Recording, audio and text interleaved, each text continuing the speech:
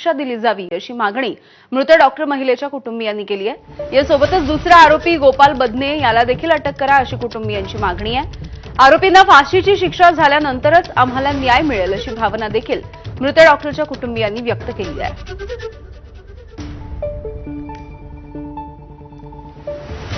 आम्हाला जसं समजली माहिती त्यानुसार आम्ही तिथे समजा 3:30 वाजता पोहोचलो हॉस्पिटलमध्ये। पोलिसांनी आम्हाला पूर्वकल्पना दिली, असा जो घटनाक्रम आहे सांगितला, हॉटेल रूममध्ये वगैरे गळफास घेतलेला।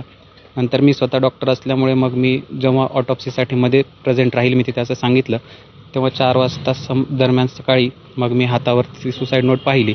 त्यानंतर मग मी तिथल्या सर्व पोलीस इन्स्पेक्टरला वगैरे कळवलं आणि सांगितलं की फॉरेन्सिक एक्सपर्टचेच त्यामध्ये ऑटोप्सी करेल। हो, मी तिथे होतो प्रेझेंट। धुमाळ नावाचा वैद्यकीय ऑफिसर आहे, मेडिकल ऑफिसर, तोही तिला सारख्या त्या ड्युट्या देऊन तिला सारखं टॉर्चर करायचा।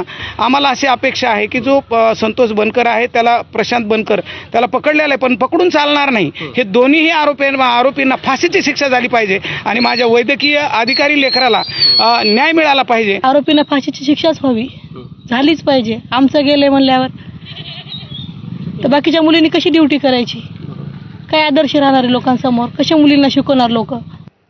तर फलटणमधल्या महिला डॉक्टरच्या आत्महत्येच्या प्रकरणी पीडितेच्या बहिणीने देखील काही गंभीर असे